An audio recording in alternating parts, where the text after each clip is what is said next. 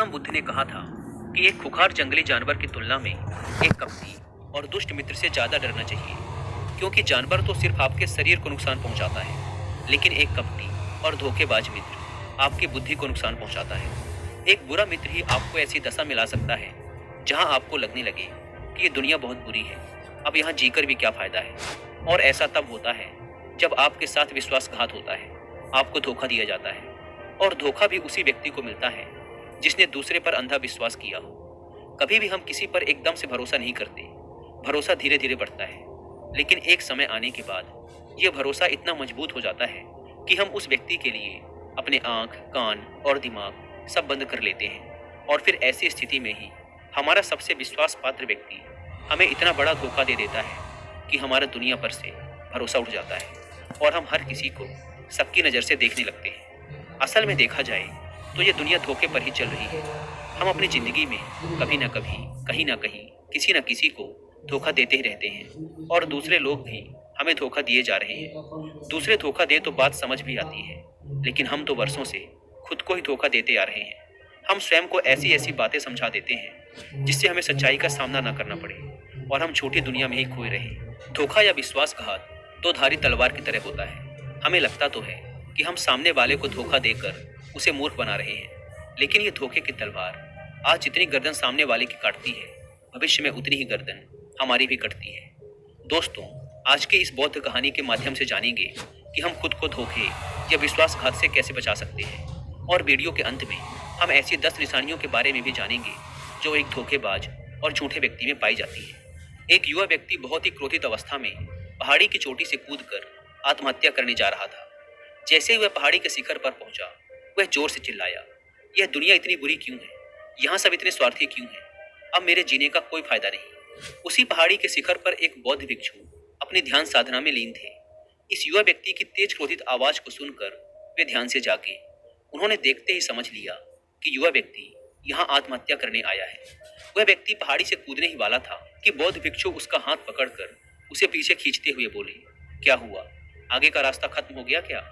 युवा व्यक्ति ने कहा, कैसा रास्ता? यहाँ तो कोई रास्ता ही नहीं है। मैं तो यहाँ से कूदकर आत्महत्या करने वाला हूँ। बौद्ध भिक्षु ने कहा, मरना तो एक दिन सभी को है, लेकिन तुम्हें इतनी जल्दी क्यों है? युवा व्यक्ति ने कहा, क्योंकि ये दुनिया रहने लायक नहीं है। यहाँ सब स्वार्थी हैं, सब धोखेबाज हैं। मैंने जिस पर भी भरोसा किया, सभी ने मुझे धोखा दिया। मेरे सगे भाई ने मुझे धोखा दिया, मेरे मित्रों ने मुझे धोखा दिया, लेकिन आज तो हद ही हो गई। मेरी पत्नी ने भी मुझे धोखा दे दिया, वो एक अमीर व्यापारी के साथ चली गई। इतने सारे धोखे मिलने के बाद अब मेरा इस दुनिया में जीने का कोई मतलब नहीं। इस स्वार्थी दुनिया में कोई भी भरोसे के लायक नहीं, इसीलिए मैं आत्महत्या करने जा रहा हूँ। बौद्ध भिक्षु ने कहा, क्या तुम स्वार्थी नहीं हो? क्या तुम पर भरोसा किया जा सकता है? व्यक्ति ने कहा, मैंने आज तक किसी को धोखा नहीं दिया, किसी के साथ विश्वासघात नहीं किया। आप चाहो तो मेरे गांव में जाकर भी पूछ सकते हो, लोग ही अक्सर मेरा फायदा उठाते रहते हैं, लेकिन मैंने आज तक किसी के साथ बुरा नहीं किया। बौद्ध भिक्षु ने कहा, मैं तुम पर भरोसा नहीं कर सकता। तुम्हें मुझे ये सिद्ध करके दिखाना पड़ेगा कि तुम एक स्वार्थी व्यक्ति नहीं हो। व्यक्ति ने पूछा, ये सिद्ध करने के लिए मुझे क्या करना पड़ेगा? भिक्षु ने कहा, तुम्हें अगले 1 साल तक मेरे साथ मेरे आश्रम में रहना पड़ेगा, तब जाकर मैं जान पाऊंगा कि तुम एक ईमानदार व्यक्ति हो या फिर तुम भी दूसरों की ही तरह स्वार्थी और धोखेबाज हो।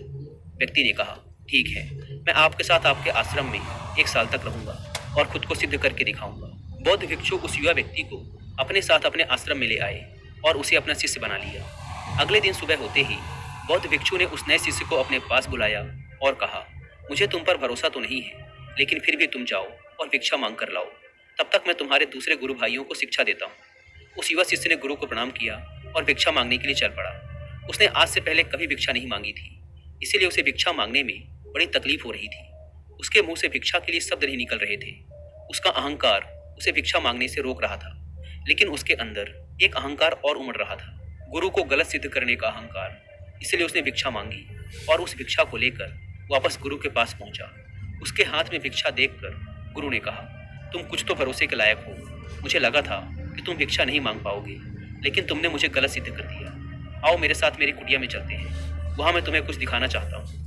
गुरु उस शिष्य को अपने साथ अपनी कुटिया में ले गए। वहाँ कुटिया में ऊपर एक मटकी लटक रही थी। गुरु ने मटकी की ओर इशारा करते हुए कहा, उस मटकी को देख रहे हो? उसमें जहर रखा हुआ है, और जहर भी ऐसा है कि अगर किसी को दे दो तो व्यक्ति बड़े आराम से मर सकता है और किसी को पता भी नहीं चलेगा। कि उसकी मौत कैसे हुई। युवा शिष्य ने कहा, लेकिन गुरुदेव, आप ऐसा मुझे क्यों बता रहे हैं? बौद्ध भिक्षु ने कहा, मैं बस तुम्हें सावधान कर रहा हूँ कि कभी इसे गलती से खा मत लेना। कुछ दिनों बाद गुरु अपने शिष्यों के साथ एक जंगल से गुजर रहे थे। तभी कुछ जंगली लुटेरों ने अचानक उन पर हमला कर दिया। सभी शिष्य अपनी अपनी जान बचाकर इधर उधर भागने लगे, लेकिन ज्यादा उम्र होने की वजह से गुरु नहीं भाग पा रहे थे। यह बात उस युवा शिष्य ने अनुभव की और वह बहादुरी का प्रदर्शन करते हुए अपने गुरु को डाकुओं से बचाकर आश्रम तक सुरक्षित ले आया। आश्रम पहुंचकर गुरु ने उस शिष्य की सभी के सामने बहुत प्रशंसा की और कहा, तुम सभी लोगों से अच्छा तो मेरा यह नया शिष्य है, जिसने अपनी जान पर खेलकर मेरी जान बचाई और मुझे सुरक्षित यहाँ तक ले आया। आज से मुझे इस पर पूरा भरोसा है।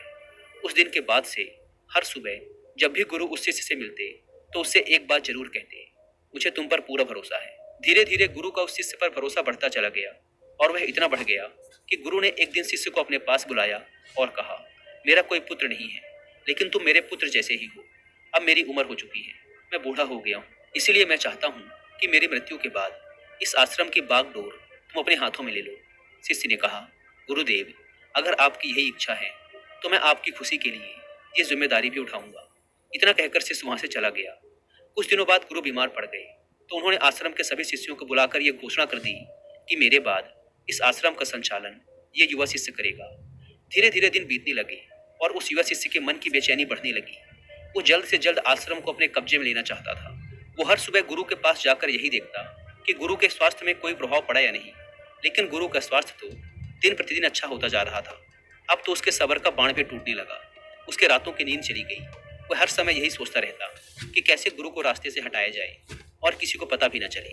कभी वह सोचता कि गुरु को नदी में धक्का दे देता हूँ, लेकिन अगले ही पल उसे ख्याल आया कि गुरु तो अच्छे तैराक हैं, वो तैरकर बाहर आ जाएंगे। फिर कभी सोचता कि गुरु को गला दबाकर मार देता हूँ। सब जानते हैं कि मैं गुरु का भरोसेमंद हूँ, इसलिए मुझ पर किसी को शक भी नहीं होगा। लेकिन फिर वह सोचता कि अगर थोड़ी सी भी चूक हुई तो इससे बात बिगड़ भी सकती है। मुझे कोई ऐसा तरीका ढूंढना होगा जिसमें गुरु की मौत भी हो जाए और सभी को यही लगे कि ये एक स्वाभाविक मृत्यु थी और भगवान को यही मंजूर था। एक दिन वह युवा शिष्य गुरु के पास उनकी कुटिया में बैठा हुआ था। तभी उसकी नजर ऊपर लटक रही मटकी पर पड़ी। उसे याद आया कि गुरु ने कहा था इसमें जहर है, और जहर भी ऐसा है जिसका किसी को पता नहीं चलता। उसने सोचा कि यही सही रहेगा, ये जहर गुरु को दे देता हूँ और किसी को पता भी नहीं चलेगा कि उनकी मृत्यु कैसे हुई। फिर पूरे आश्रम पर सिर्फ मेरा नियंत्रण होगा। अगले दिन उसने चुपके से गुरु की कुटिया से वो जहर चुरा लिया और उसे गुरु के खाने में मिला दिया। गुरु ने वह खाना खा लिया और रात में सोने चले गए। लेकिन जब सुबह हुई तो पूरा आश्रम जागा, पर गुरु नहीं जागे। शिष्यों ने गुरु की कुटिया में जाकर देखा तो पता चला कि गुरु की तो मृत्यु हो गई है। जब यह बात उस युवा शिष्य को पता चली तो वह अंदर ही अंदर बहुत खुश हो गया और आश्रम को अपने नियंत्रण में लेने का काम शुरू कर दिया। उसी आश्रम में गुरु का एक सबसे पुराना शिष्य भी था। वह चुपचाप यह सारी घटना देख रहा था। वह अपनी कुटिया में गया और वहां से एक औषधि ले आया और वह औषधि गुरु को पिला दी। थोड़ी ही देर में गुरु की चेतना लौट आई और वह एकदम स्वस्थ होकर बैठ गए। यह सब देखकर उस युवा शिष्य के पैरों तले जमीन खिसक गई। वह बुरी तरह घबरा गया। गुरु ने बाकी के सभी शिष्यों को अपने अपने कामों में वापस भेज दिया और उस युवा शिष्य को अपने पास बुलाकर कहा, क्या तुम अभी भी विश्वास करने के लायक हो? क्या तुमने मुझे धोखा नहीं दिया? क्या तुम स्वार्थी नहीं हो? वह शिष्य गुरु के चरणों में गिर पड़ा और बोला, पता नहीं ये अपराध मुझसे कैसे हो गया। मैंने आज से पहले तो कभी किसी को धोखा नहीं दिया था। लोग ही मुझे धोखा देते आए हैं, लेकिन पता नहीं क्यों और कैसे मैंने आज आपको धोखा दे दिया। गुरु ने कहा, तुम मुझे धोखा दे ही नहीं सकते थे, क्योंकि मैंने तुम पर कभी भरोसा किया ही नहीं था। मैं किसी भी इंसान पर भरोसा नहीं करता। मैं केवल उसी पर भरोसा करता हूँ जो मैं अपनी आंखों से देखता हूँ। और मुझे तुम्हारे अंदर लालच दिखाई दे रहा था, और ये लालच भी मैंने ही तुम्हें जानबूझकर दिया था, क्योंकि कोई भी व्यक्ति केवल 3 कारणों से ही किसी के साथ विश्वासघात करता है। पहला स्वार्थ, दूसरा लालच और तीसरा ईर्ष्या। युवा भिक्षु ने गुरु से पूछा, लेकिन गुरुदेव, मैं खुद को इस स्वार्थ, लालच और ईर्ष्या से कैसे मुक्त रख सकता हूँ? गुरु ने कहा, खुद को पढ़ो, खुद को जानो, खुद के भीतर उतरने का प्रयास करो। इंसान के भीतर बड़ी संभावना है। वह खुद को कुछ भी बना सकता है, वह कुछ भी हो सकता है। और जब तुम में कोई बदलाव आए तो खुद के भीतर झांक कर ये जानने का प्रयास करो कि तुम क्यों बदल रहे हो, कौन तुम्हें बदल रहा है, ये बदलाव अच्छा है या बुरा। खुद का आत्मनिरीक्षण करने का प्रयास करो। गुरु के ये शब्द सुनकर शिष्य ने फिर उनके पैर पकड़ लिए और कहा, गुरुदेव, मैं आपका ही शिष्य बनकर रहना चाहता हूँ और ये ज्ञान प्राप्त करना चाहता हूँ कि मैं कौन हूँ, क्या हूँ और क्यों मैं बदल जाता हूँ। गुरु ने कहा, हमारे आसपास ऐसे बहुत से लोग हैं और ऐसे बहुत से लोग हुए हैं जो इस बात की मिसाल हैं कि उन्होंने अपने स्वार्थ, लालच और ईर्ष्या के बस में आकर कभी भी किसी को धोखा नहीं दिया, किसी के भी साथ विश्वासघात नहीं किया। धोखा इंसान तभी देता है जब उसे लगता है कि जो वो कर रहा है उसे कोई देख नहीं रहा और भविष्य में भी किसी को उसका पता नहीं चलेगा और जो वो कर रहा है वही सही है। हालांकि पकड़े जाने के बाद खुद को बचाने के लिए वो तर्क और दे देता है कि मैं तो कुछ कर ही नहीं सकता था, मेरे पास यही आखिरी रास्ता बचा था, मैं मजबूर था। लेकिन हर धोखे के पीछे की सच्चाई यही है कि व्यक्ति उसे जानबूझकर अपने फायदे के लिए करता है। गुरु ने शिष्य की आंखों में देखते हुए कहा, याद रहे, हम जब भी किसी को धोखा देते हैं तो हम उसकी आंतरिक चेतना को ठेस पहुंचाते हैं और वह इतनी बुरी तरह आहत हो जाता है कि उसका किसी पर भरोसा नहीं रह जाता और वह अंदर से बहुत दुखी और खुद को बड़ा अकेला महसूस करने लगता है। इसीलिए अगर तुम चाहते हो कि तुम्हें कोई धोखा न दे पाए तो अपनी आंख, कान और दिमाग को खुला रखो। लोगों पर भरोसा तो करो, लेकिन इतना भी भरोसा मत करो कि वो तुम्हारा फायदा उठाने लग जाए। हमेशा अपने सबसे महत्वपूर्ण कामों का नियंत्रण अपने हाथ में रखो और कभी भी अपने जीवन की बागडोर किसी दूसरे के हाथों में मत दो। और बीच बीच में खुद की भी जांच पड़ताल करते रहो कि जिस धोखे से तुम बचना चाहते हो कहीं वैसा ही धोखा तुम तो किसी दूसरे के साथ नहीं कर रहे हो। और अगर फिर भी तुम्हें कोई धोखा दे तो निराश मत होना, क्योंकि हर एक धोखा इंसान को कुछ न कुछ सिखा कर ही जाता है। धोखा खाने के बाद इंसान पहले से भी कहीं ज्यादा सतर्क और समझदार हो जाता है। इसीलिए सिर्फ एक धोखे की वजह से खुद की जिंदगी को बर्बाद मत करो और इसे एक सीख समझकर आगे बढ़ जाओ। गुरु ने कहा, ये 10 निशानियां हैं एक धोखेबाज इंसान की, एक चालाक इंसान की, जो तुम्हें धोखा दे सकता है, तुम्हारे मन की शांति तक छीन सकता है और तुम्हें निराशा के गहरे सागर में डुबोकर तुम्हारी जिंदगी तक खत्म कर सकता है। पहली निशानी, जो इंसान धोखेबाज होगा, झूठा होगा, वो तुमसे सब कुछ छुपाएगा। तुम्हें उसके बारे में दूसरे लोगों से पता चलेगा और जब तुम पूछोगे तो बोलेगा कि बताना ही भूल गया। उसके साथ बहुत लंबा वक्त बिताने के बाद भी तुम्हें उसके बारे में कुछ खास पता नहीं होगा कि वो तुम्हारे बारे में सोचता क्या है, उसके जीवन में क्या चल रहा है। तुम हमेशा उसके बारे में दुविधा में ही रहोगे, क्योंकि वो तुमसे हर एक बात छुपाएगा, क्योंकि वो एक सच्चा इंसान है ही नहीं। एक सच्चे इंसान को कोई परेशानी नहीं होती अपने बारे में बताने में। वो लगभग हर एक बात तुम्हारे साथ साझा कर लेता है। लेकिन जो धोखेबाज होगा वो बड़ी सावधानी से चलता है। तो ये बात हमें गौर करनी चाहिए कि जिस इंसान के साथ हम रिश्ते में हैं, जिसे हम अपनी जिंदगी सौंपने वाले हैं, जिसके साथ हम प्रेम का, विश्वास का सौदा करने वाले हैं, क्या वो अपनी पूरी जिंदगी हमारे साथ एक खुली किताब की तरह साझा करता है या नहीं, या वो हमसे चीजें छुपाता है। अगर वो छुपाता है तो वो इंसान एक बहुत बड़ा धोखेबाज है। दूसरी निशानी, जो इंसान धोखेबाज होता है और जिसका हमसे सच्चा प्रेम नहीं होता, उसे हमारी परवाह कभी नहीं होती। हम चाहे उसकी कितनी ही परवाह कर लें, कुछ भी कर दें उसके लिए, लेकिन उसे जरा सी भी परवाह नहीं होगी। और ऐसा एक बार नहीं, बार बार देखने को मिलेगा। लेकिन हम इसे देख कर भी अनदेखा कर देते हैं। ये हमारी गलती है। हम अपने मोह के चलते सच आंखों के सामने होते हुए भी उसे देख नहीं पाते। ये हमारी कमी है। अगर हम थोड़ा होशपूर्वक देखने का प्रयास करें तो हमें पता चलेगा कि उसे हमारी कोई परवाह नहीं। तीसरी निशानी, जो इंसान धोखेबाज होता है वो बहुत बड़ा झूठा भी होता है। उसकी खुद की बातें ही खुद से मेल नहीं खाती। उसकी जुबान बार बार बदलती रहती है। वह अपनी ही बातों पर खरा नहीं उतरता, लेकिन हम उसकी झूठी सच्ची बातों पर फंस जाते हैं। इसीलिए हम उसे पहचान नहीं पाते। चौथी निशानी, एक धोखेबाज व्यक्ति हमारे सामने तो हमारी चापलूसी और झूठी प्रशंसा कर लेगा, लेकिन वो कभी भी हमारे पीठ पीछे या दूसरों से हमारी प्रशंसा नहीं करेगा और हमें इज्जत नहीं देगा। हम चाहे उसके लिए मर ही क्यों न जाएं, लेकिन वो कभी भी हमारी प्रशंसा नहीं करेगा और हमें उतनी अहमियत कभी नहीं देगा जितनी हम उसे अपनी जिंदगी में देते हैं, क्योंकि वो एक दिन हमें धोखा देने वाला है। तो हमें बहुत बड़ा धोखा मिले, इससे अच्छा है कि हम पहले ही सावधान हो जाएं। पांचवी निशानी, वो क्या कहते हैं उस पर ध्यान मत दो, बल्कि वो तुम्हारे साथ क्या करते हैं उस पर ध्यान दो, क्योंकि बातें कहना बड़ा आसान है लेकिन करना बड़ा मुश्किल। पर अधिकतर लोग इन्हीं बातों पर आकर फंस जाते हैं। इसीलिए चाहे वो तुमसे कितनी ही बातें करें, कितने ही वादे करें, लेकिन जब तक वो उन्हें करके ना दिखाएं, भरोसा मत करना। छठी निशानी, ये अक्सर प्रेम संबंधों में देखने को मिलती है कि एक धोखेबाज व्यक्ति अपने से प्रेम करने वाले को ऐसे लेता है कि सामने वाला हमेशा उसके लिए उपलब्ध रहने वाला है, वो कहीं नहीं जाने वाला, यहीं पड़ा रहेगा उसके लिए। वो ना इज्जत देता है और ना ही सम्मान, और अगर उनसे सम्मान की भीख मांगी जाए तो वो और बेइज्जत करते हैं। अगर किसी रिश्ते में किसी से गिड़गिड़ाना पड़े, उससे भीख मांगना पड़े कि मुझे अपना समय दो, मुझसे बात करो, तो इससे घटिया रिश्ता और कोई हो ही नहीं सकता। जिसको तुमसे सच्चा प्रेम होगा वो खुद चाहेगा कि उसका ज़्यादातर समय तुम्हारे साथ बीते। जिससे तुम्हें समय की भीख मांगनी पड़े, समझ जाओ कि उसके अंदर तुम्हारे लिए कोई प्रेम नहीं है। सातवीं निशानी, उसके पास हर काम के लिए समय होगा, लेकिन तुम्हारे लिए कभी भी समय नहीं होगा। वो अपनी ज़िंदगी में तुम्हारे लिए कुछ भी नहीं छोड़ेंगे, लेकिन तुम्हें कभी भी छोड़ देंगे। वो तुमसे बात तभी करेंगे जब उनका मन होगा, ना कि तब जब तुम्हें उनकी ज़रूरत होगी। वो तुम्हें तो किसी दूसरे इंसान से बदल सकते हैं, लेकिन तुम्हारे लिए कुछ भी नहीं बदलेंगे, ना अपनी आदतें, ना अपना स्वभाव और ना ही अपना आराम। आठवीं निशानी, वो कभी भी तुम्हारे प्रति समर्पित और प्रतिबद्ध नहीं होंगे कि चाहे कुछ भी हो जाए, हम तुम्हारे साथ हैं, चाहे कैसा भी समय हो, हम तुम्हारा साथ देंगे। वो केवल अपनी शर्तों पर तुम्हारे साथ रहेंगे। जब जब उन्हें आराम होगा और अच्छा लगेगा, वो तुम्हारे साथ रहेंगे, और अगर उन्हें थोड़ी सी भी तकलीफ हुई तो वो चले जाएंगे, क्योंकि वो अपने आराम से बाहर आकर तुम्हारे लिए कभी भी कुछ भी नहीं करने वाले। नौवीं निशानी, वो तुम्हें हमेशा दुख पहुंचाते रहेंगे, कभी जानबूझकर तो कभी उन्हें पता भी नहीं चलता कि वो तुम्हें कितना दुख पहुंचा रहे हैं, और तुम्हारे दिल को ठेस पहुंचती रहेगी। जो इंसान तुमसे सच्चा प्रेम करता है, उसके साथ तुम्हें खुशी महसूस होगी।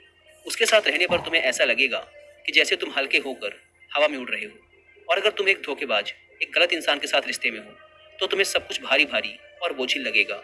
ऐसा लगेगा जैसे कुछ ठीक नहीं हो रहा। तुम्हारे अंदर से ये आवाज़ आएगी कि ये रिश्ता ठीक नहीं है तुम्हारे लिए। पर अगर तुम उसे सुनकर भी अनसुना कर देते हो, तो ये तुम्हारी गलती है। 10वीं निशानी, तुम उनके ज़िंदगी में कहीं नहीं होते। कोई विशेष जगह नहीं होती तुम्हारी उनके ज़िंदगी में। वो जब चाहें बड़ी आसानी से तुम्हें अपनी ज़िंदगी से निकाल बाहर कर सकते हैं, और उन्हें कोई फ़र्क भी नहीं पड़ेगा। अगर तुम्हें भरोसा नहीं और सच्चाई जाननी है उनकी, तो कुछ दिनों के लिए उनकी ज़िंदगी से गायब हो जाओ। उन्हें जरा भी फर्क नहीं पड़ेगा, बल्कि वो तो और खुश हो जाएंगे कि अच्छा हुआ मुसीबत गई हमारी ज़िंदगी से। अब हम और आज़ाद हैं, अब हम जो चाहें वो कर सकते हैं। दोस्तों, अगर आप भी ऐसे इंसान के साथ रिलेशनशिप में हैं, तो होश में आ जाइए और जितना जल्दी हो सके इससे बाहर आ जाइए। यकीन मानिए, ऐसे रिश्ते से बाहर आकर आपको शांति, सुकून, प्यार सब मिलेगा। और क्या सिर्फ वही एक इंसान है इस दुनिया में? आप एक बुरे इंसान को छोड़ेंगे तो 10 अच्छे इंसान आएंगे आपकी ज़िंदगी में, जो आपको सम्मान देंगे, प्यार देंगे। पर जब तक आप ऐसे छोटे इंसान के साथ जुड़े रहेंगे, आपको दूसरे अच्छे इंसान दिखेंगे ही नहीं।